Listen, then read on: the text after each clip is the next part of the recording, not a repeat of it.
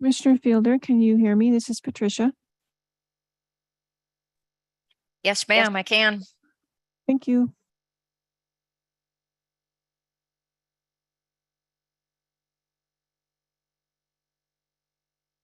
I also hear you, Patricia. Can you hear Commissioner Pinocci okay?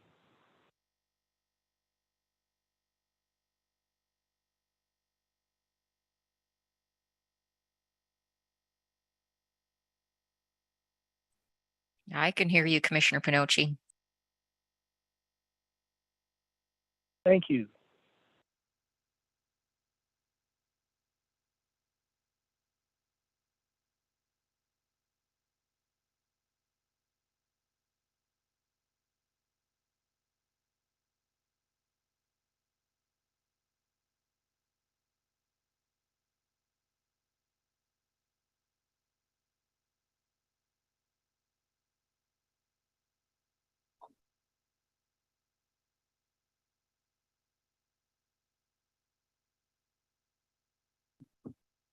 Commissioner Pinocci, could you speak again, please?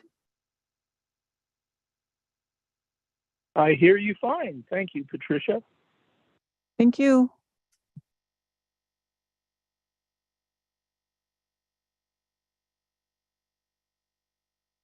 Okay.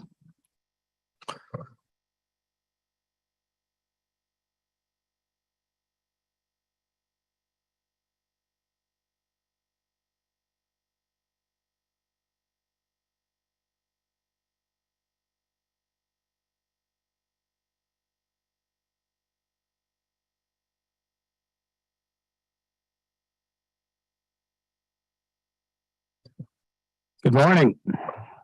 Good morning. Thank you. Call this meeting to order.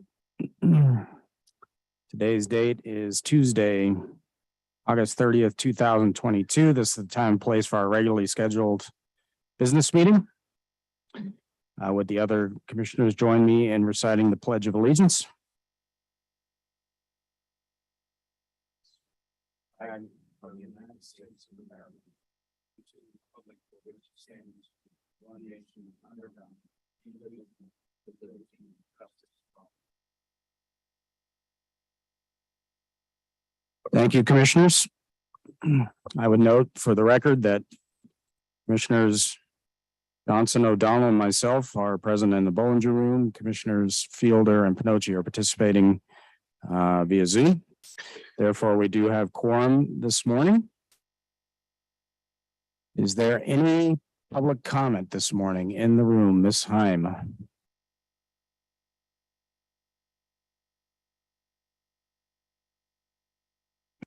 Good morning, Mr. President, Commissioners. My name is Shannon Heim. I'm the Director of Regulatory Corporate Counsel at Northwestern Energy. I would just like to remind everyone, including commissioners, that Northwestern will be hosting a webinar, an educational walkthrough of our rate review. It will not be interactive. It is purely educational. There will be a PowerPoint deck that we will file. We won't wait for discovery. We'll just file that right immediately following the webinar, but it will not be taped. So you need to watch it when it happens, which is tomorrow, Wednesday, August 31st from 1 to 3 in the afternoon. Registration is available right now on the Northwestern website. Thank you, Ms. Heim. Additional public comment in the room? Seeing none, any public comment online? Seeing none. All right, there are no changes to the work session agenda this morning. So we will move right into our action item. Action item number 1 is approval of the commission minutes for the week of August 22nd, 2022. Is there a motion? I'll move to approve the commission minutes for the week of August 22nd, 2022. Is there a second? Second motion, Mr. President. Thank you. Motion's been seconded. Discussion, changes for the draft minutes? Seeing none, all those in favor of my motion to adopt the commission minutes for the week of August 22nd, 2022 signify by saying aye. Aye. All those opposed signify by saying no. Seeing no opposition, minutes are approved. All right, let's move into our work session items. Work session item number 1 is docket 2019.06.034. This is Canis Beaver Creek. We're here to discuss CBC's petition to set terms and conditions to consider CBC's objection to Northwestern Energy's compliance filing. Mr. Hamilton. Thank you, Mr. President and Commissioners. Staff circulated a memo on the situation here last week. It should be in your meeting materials. In a nutshell, CBC has objected to the compliance filing that Northwestern filed following the most recent remand from the petition for judicial review in the CBC 2 docket, as we call it. In that objection, CBC alleges that Northwestern's calculation is based on, quote, a new forward curve created by Northwestern. Staff, specifically Neil, who's joining me here today, has reviewed Northwestern's most recent compliance filing, compared it against prior compliance filings, including the filing that was made in September of last year, to try to identify the nature of the differences between the two filings. It appears to be a difference of the forward market period and when we begin that forward market period, or rather when Northwestern began that forward market period, which of course was the subject of the first petition for judicial review in CBC 2, where the court said that the commission had to use a 2-year market forward period. It appears to staff that this most recent compliance filing could be in line with what the prior court orders have directed the commission to do. However, it's also possible that we're simply missing something here, that CBC's objection could be clarified. And for that reason, staff recommends that the commission schedule an oral argument on this objection so we can get some clarity from both Northwestern about what they believe that they did and did correctly, and from CBC about what CBC believes Northwestern did and did incorrectly. And after that, we can hopefully formulate a clearer direction to Northwestern about what should and should not be included in the compliance filing. We would hope to do this as soon as the party schedules allow, understanding that that can sometimes be difficult since everyone has different obligations pulling them in different directions. But this has been a docket that, judging from its docket number, has been going on for quite some time, and we would hope to bring it to a speedy resolution. With that, I'd be happy to answer any questions the commissioners may have. Also with me is Neil, and if with your indulgence, Mr. President, I'd pass it to him. Neil, anything to add?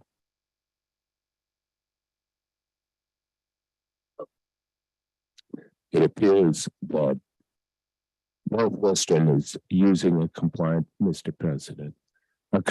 filing that, beginning with the April forwards in 2019, begins in May and runs through April of 2021, 2 years as a court order.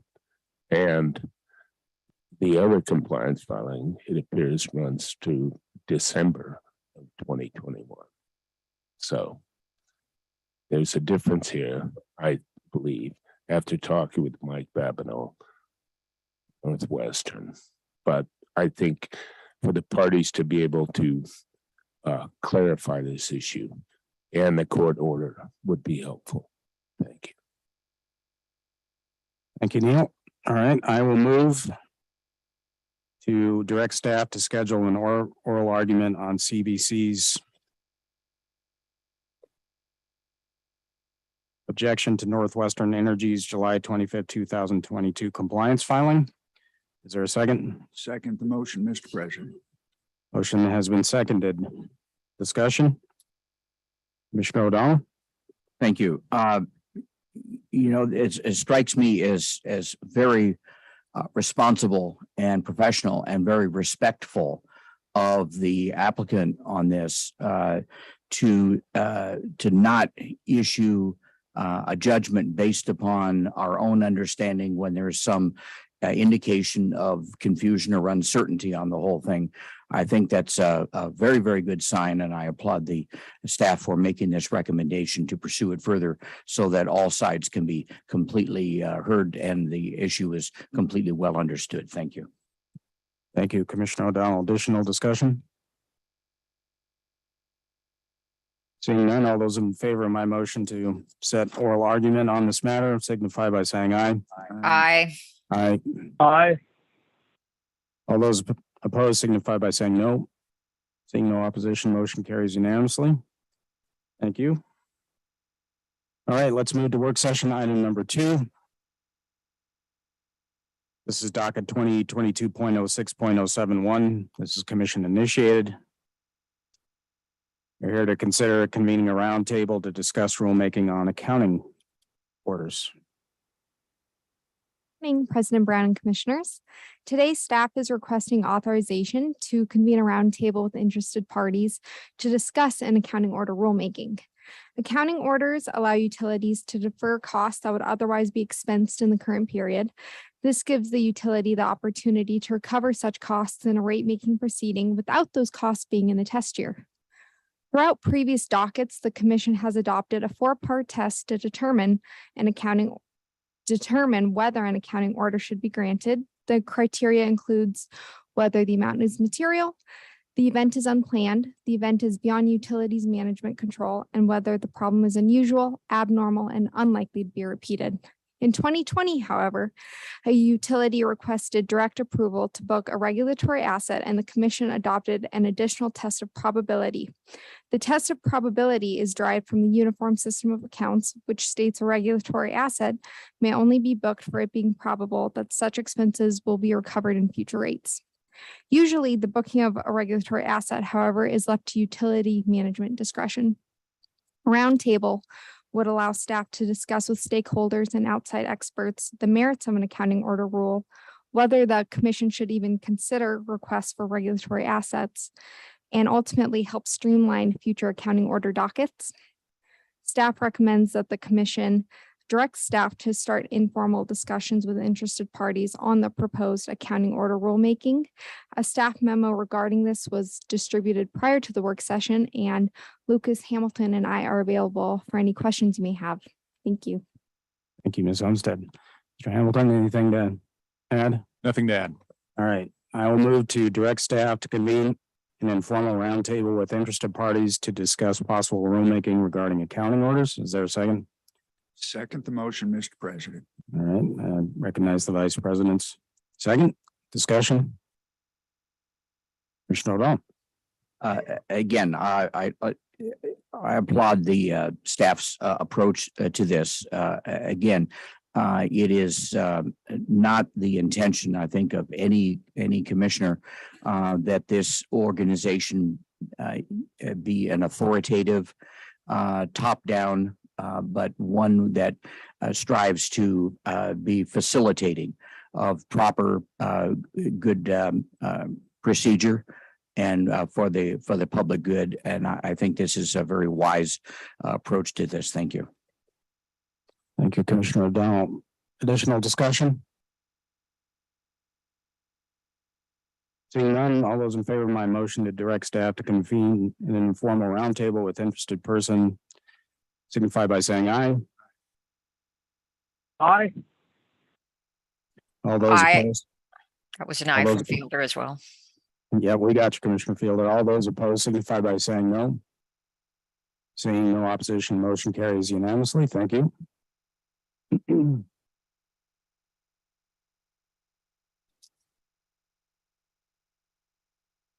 All right, let's move to work session item number 3.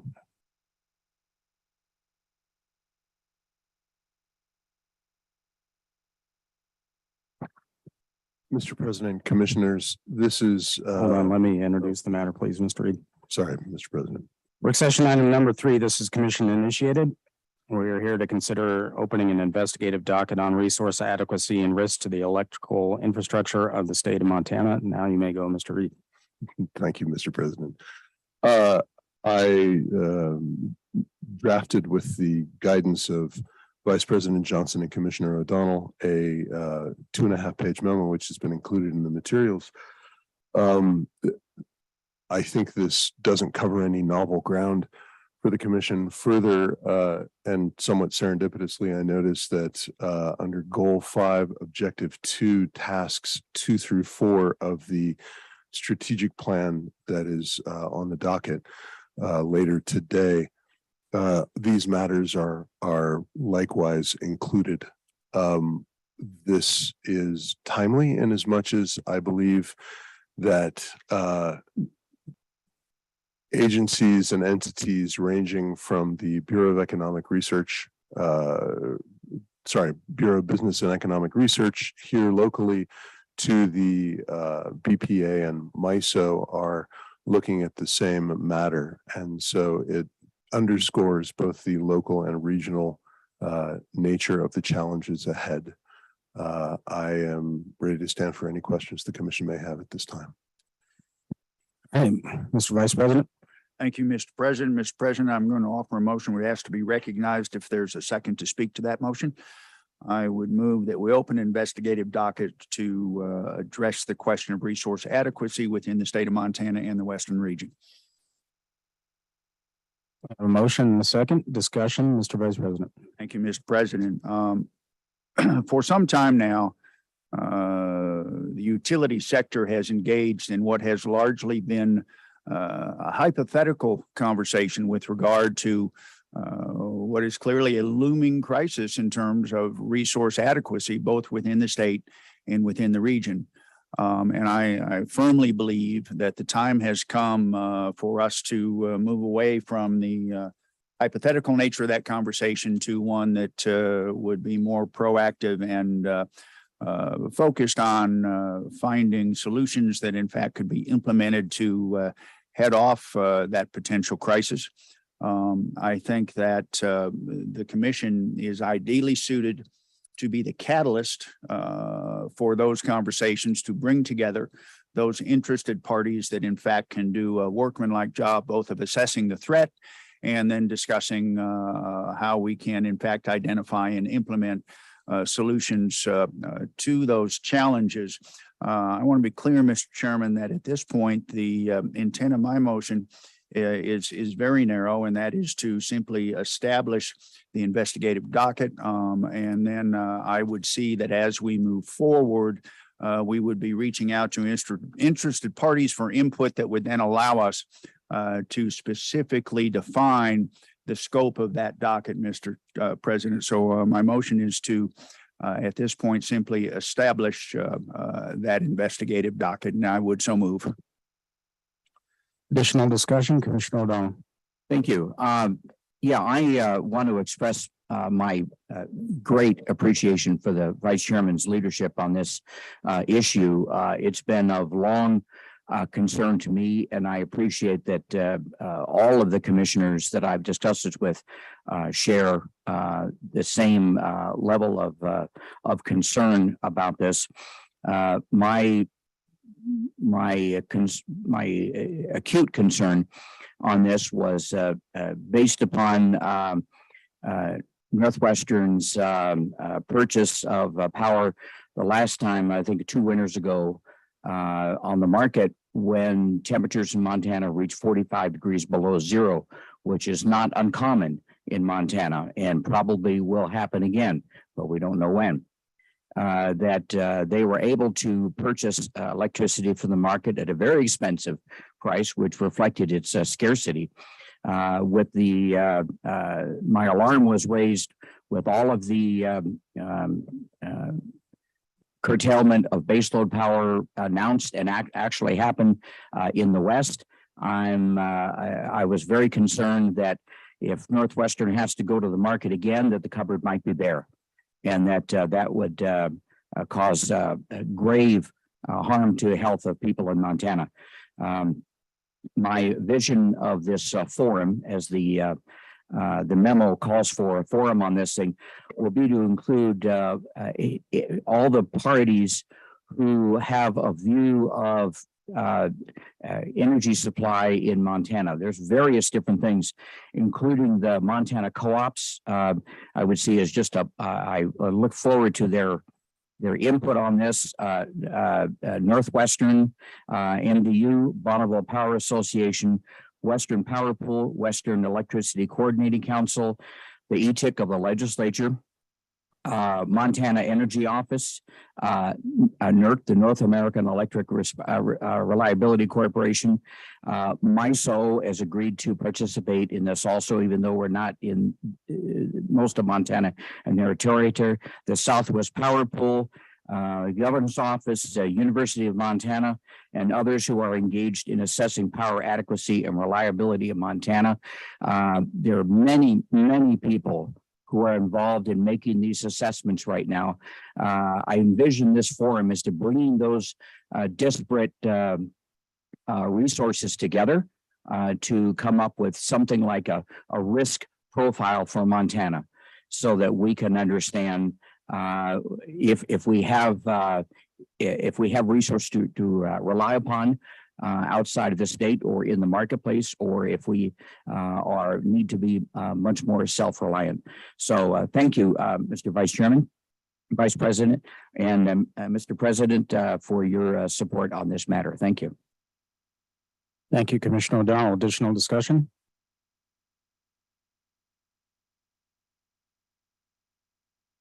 Additional discussion? All right, seeing no additional discussion, all those in favor of the Vice President's motion to open an investigative docket on resource adequacy and risk to the electrical supply of the state of Montana, signify by saying aye. Aye. Aye. All those opposed, signify by saying no. Seeing no opposition, motion carries unanimously. Question, Mr. President. Yes, Mr. Vitt. I hope it's implicit that the assessment would be both state and regional. That was the motion. Very good. Thank you for clarification.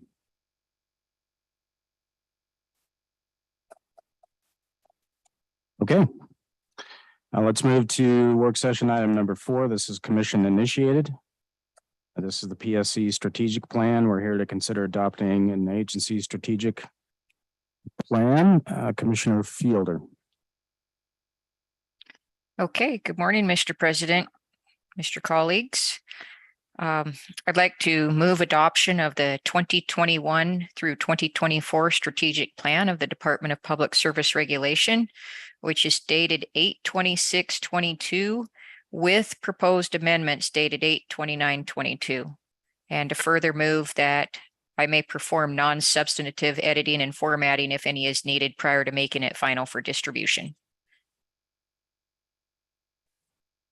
Commissioner O'Donnell is seconded.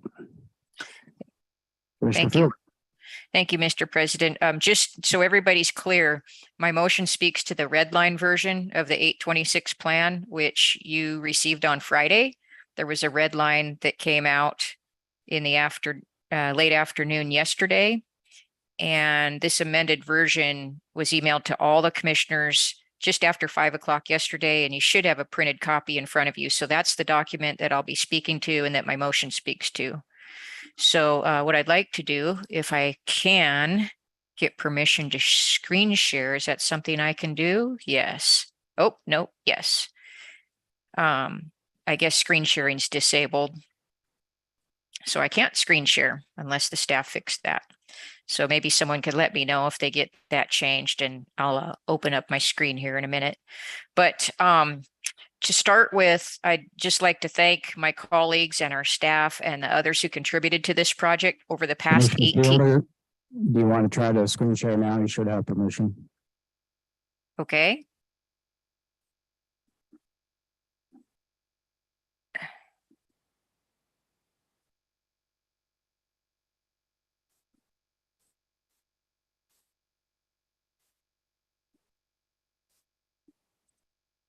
There we go. All right.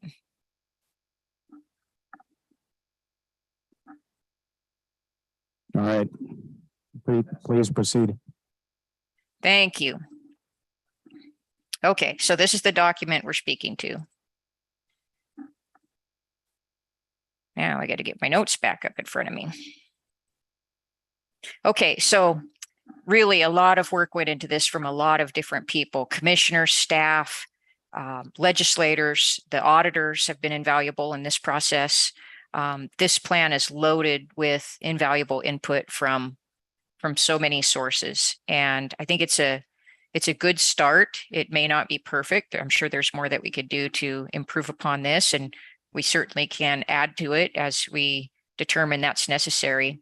But for now, this plan provides an excellent basis, I think, for the direction of the department going forward and for our requests for legislative support. So, this didn't happen quickly. As you know, we've been working on this since January 2021, and the commission's held 14 strategic planning meetings. Most of those have been really heavily attended by our staff and commissioners, so we've had very good involvement. This planning period, you'll note, spans from 2021 through 2024. So it encompasses that 4-year period. Now, we've already made a lot of great strides toward implementation of this plan. There were some imminent initiatives that we had to get underway right away. And we've done that. In fact, several of the tasks identified in the action plan section of this document, you will notice, have already been commenced or completed. But this plan actually documents these strides that the department has made, as well as others we need to make in order to accomplish all of the goals and objectives that are set out here.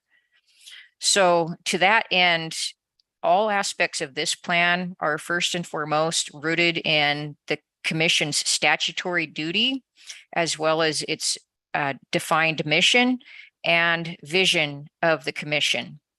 These elements are identified in the core requirements that start on page 2. Let's see if I can get my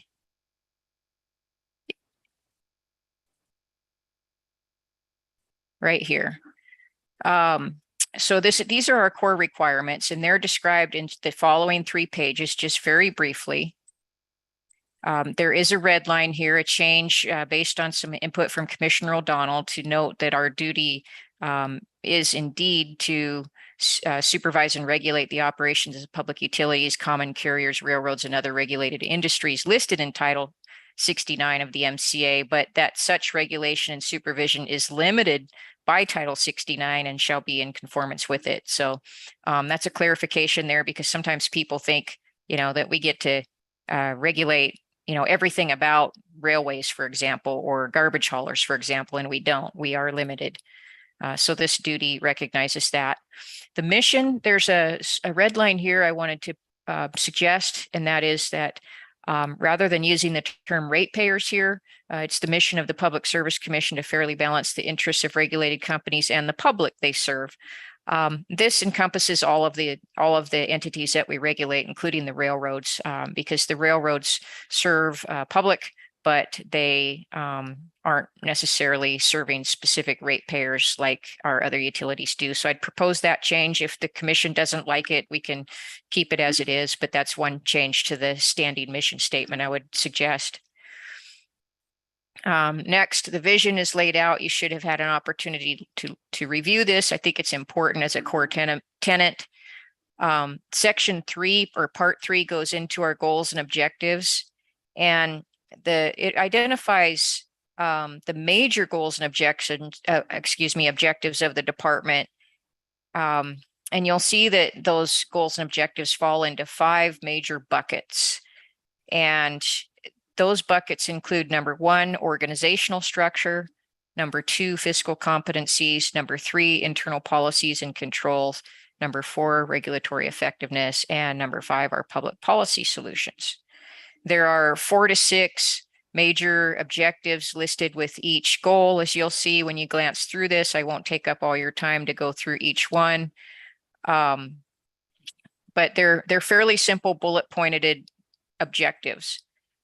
So that's section 3. And then we get into the real meat of the plan in part 4, which has the goal specific action plans, which includes, again, a restatement of the goals, of the objectives, and then identifies primary tasks, timelines, and resources needed to accomplish each one. So you'll see those action plans for each goal look like this. So we've got this matrix, objectives in column 1, primary tasks in column 2, the timeline in column 3, and the actions or resources needed in column 4.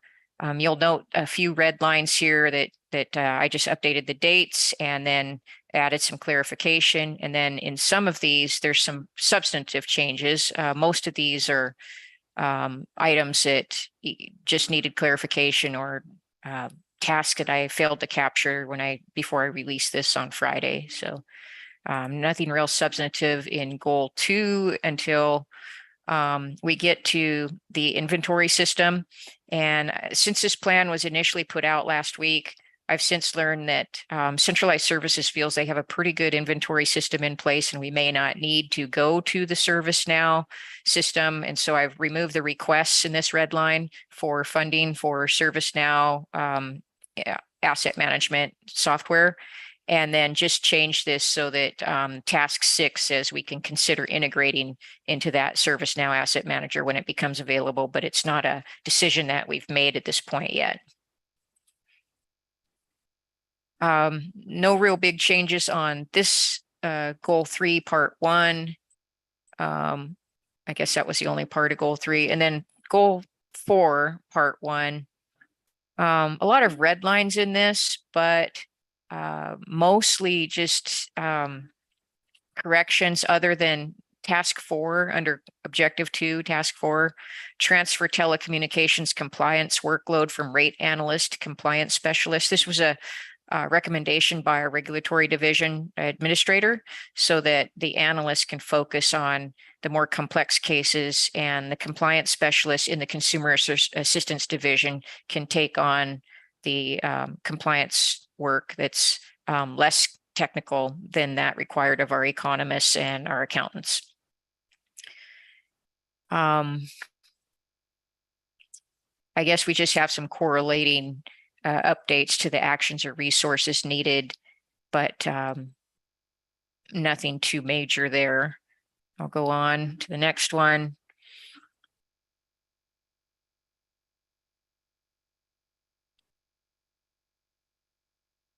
We have noted in a change in our lease request for objective 1 that the actions or resources needed.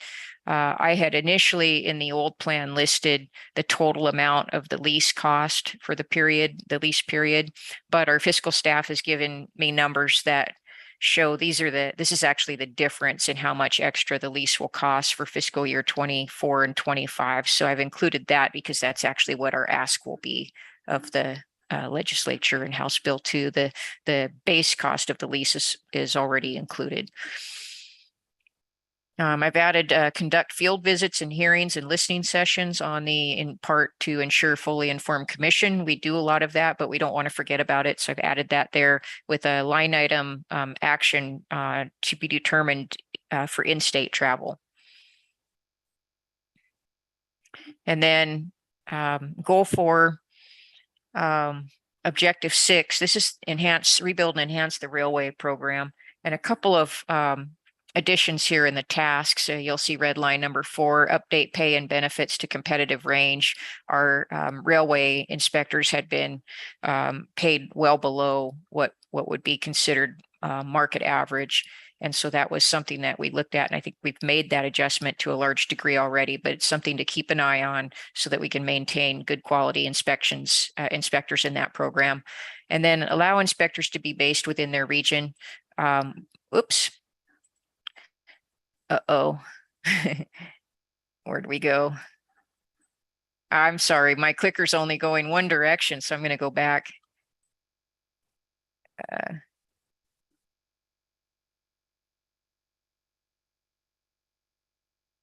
Okay, railway program.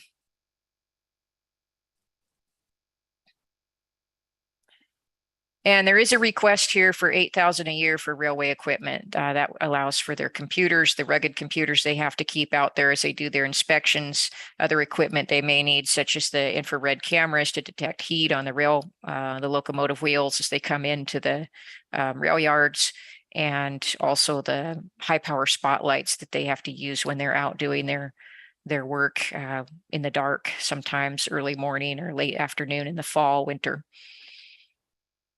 Okay, and next we have the beneficial public policy solutions. There was a major typo on here. At one point, I was trying to squeeze in public information and policy into the one goal. I think we probably need a separate goal for our public information and consumer assistance, but I just didn't have time to flesh that out and get that included. And I will be working with Dan Stuzik more on that aspect of possibly an amendment to the plan if we need to do that later.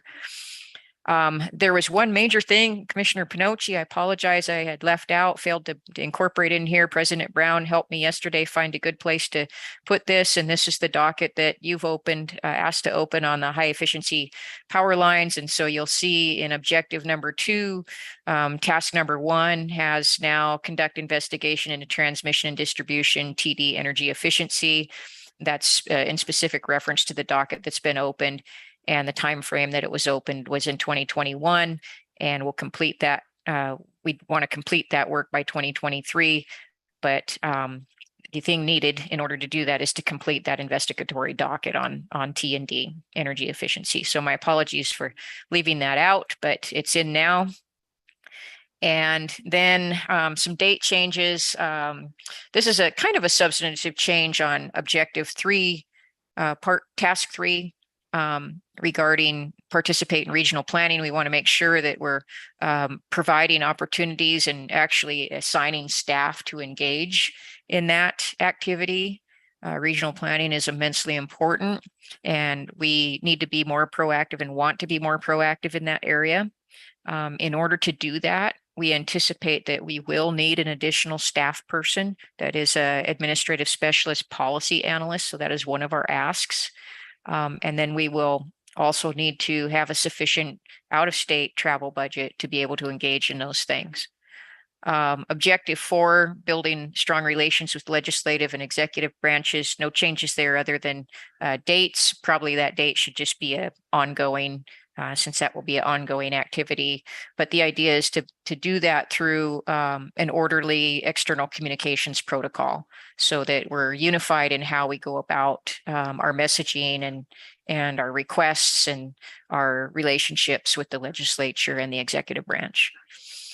Let's see, that I think is all. And then I've left a page at the end for inserting strategic planning initiatives, so that as we get more details, we can add those into the document. There's some things that we could already add. I just didn't have time to do it before this pending deadline we have right now. Examples include like the strategic planning organization charts and staffing priority plans that we've already adopted. And I can envision producing some kind of like white papers on some of the different initiatives that require more fleshing out and attaching those there at a later time. So in closing and wrapping up my summary of this, what the big asks for in this are, and the asks are based now on a really, I think, solid plan. We have these goals, we have these objectives, we have these tasks that we need to do in order to accomplish it, and we've identified the resources that we need to get it done. A lot of this plan can be accomplished in-house with our in-house resources, but we are going to absolutely need some help from the legislature and the governor's office in the way of some specialized funding and some additional staff to help accomplish this in order to accomplish all aspects of it. So the major asks are to complete the READY project. The costs are shown on page 19. For the training and development and travel of both staff and commissioners to be sufficient. For the increased cost of our lease in the office lease here, that's on page 20. For HR management software to help us manage our vacancy and our succession planning. For records management digitization, so we can bring all of our records into the 21st century in alignment with the governor's objectives. And for the railway safety equipment, and then an annual litigation fund of up to $150,000 for the complex litigation matters that we really need help with to be able to defend sound commission orders and decisions.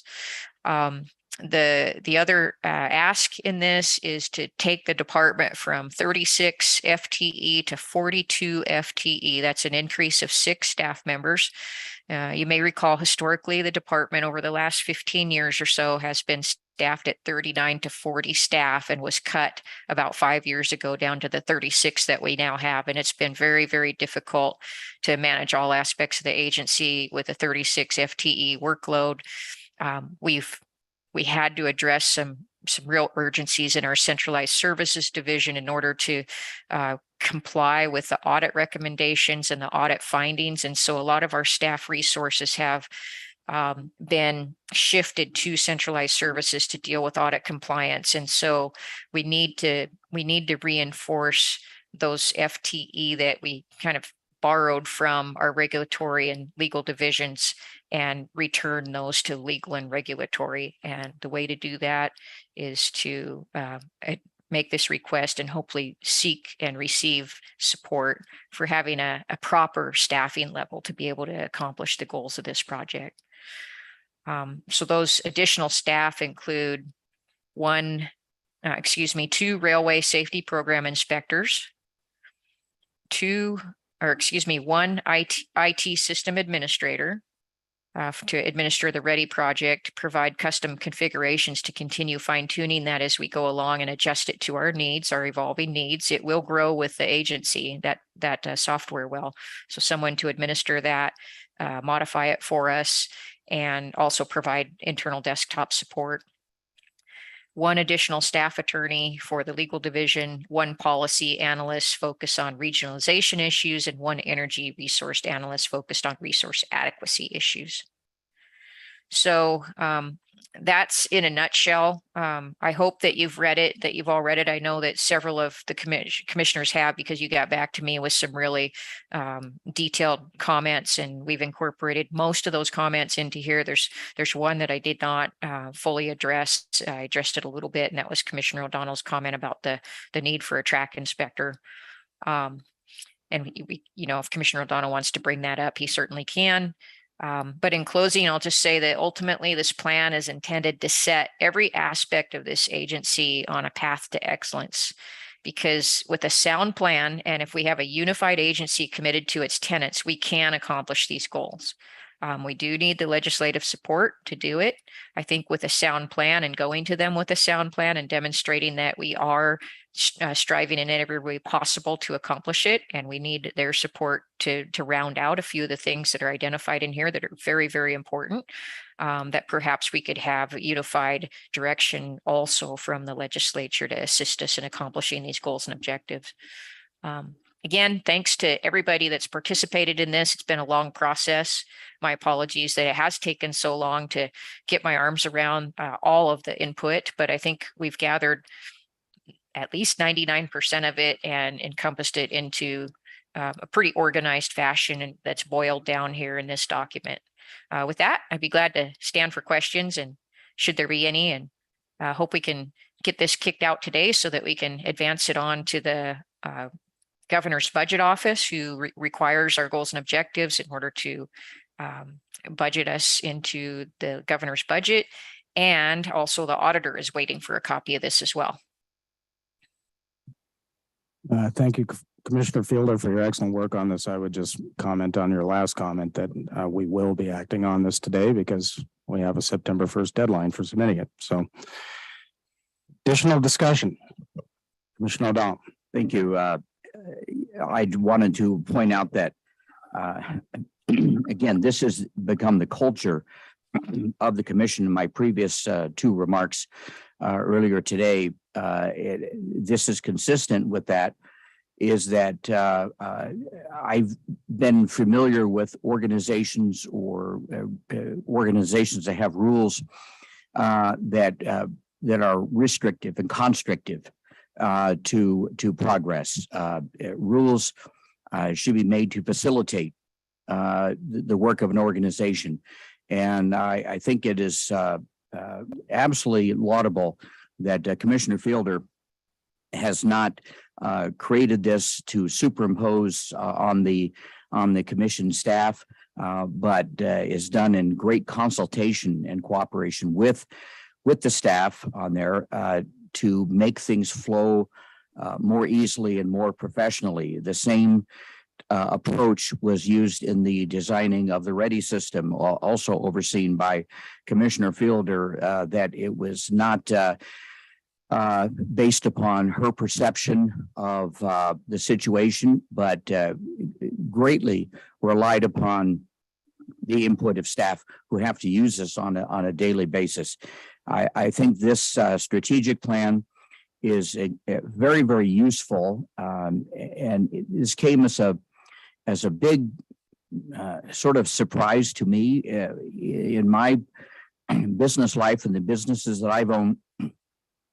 There was just me and everyone else. There were no HR managers. There was no job descriptions, no corporate structure, no anything like that. It's just the way it was. So I was basically unaware of the absolute need for the clarification of different rules and procedures here, instead of relying upon, well, this is the way we've always done it, because then there's a lot of uncertainty by commissioners and staff members. Why are we doing it this way? Am I limited? Lots of questions. And having this strategic plan, it strikes me as a great program to assist the functioning of this agency, especially in light of the wonderful consultative work that the auditor has done for us, pointing out places where we need to tighten things up. And I think this strategic plan goes, it seems to me, all the way in answering those. And great kudos to Commissioner Fielder for her awesome work on this. Thank you. Thank you, Commissioner O'Donnell. Additional discussion or comment? I would just note for the record that I second Commissioner O'Donnell's comments on the quality work that has been performed by you, Commissioner Fielder, on taking the lead in preparing this document. I would also note for the record that the requests that are contained herein for additional MPE inspector and an additional FTE for a track inspector are done at the recommendation of an audit that was performed on railroad regulation and safety in Montana, and we are following the recommendations of the auditor's office on that, in that regard. Additional discussion? Seeing none, all those in favor of Commissioner Fielder's motion signify by saying aye. Aye. Aye. Aye. All those, I'm getting there. All those opposed signify by saying no. Seeing no opposition, I would note for the record that Commissioner Johnson is excused and is not participating in this vote. Okay, motion is adopted. The strategic plan is adopted. Thank you, Commissioner Fielder. Thank you all. Some matters for the record. There will be at 1 o'clock today a hearing in docket 2021.09.118. This is our purple rulemaking. The rulemaking will be conducted here in the Bollinger conference room. It will also be live streamed and recorded. We would welcome public comment on our proposed PURPA draft rules. Also, for those interested parties, there will be no business meeting next Tuesday, September 6th. So everybody gets a break to enjoy Labor Day. Our next commission business meeting will be Tuesday, September 13th, 2022 at the regularly scheduled time. And seeing no further business to come before us, I will adjourn today's meeting. The time is now 10:16 a.m.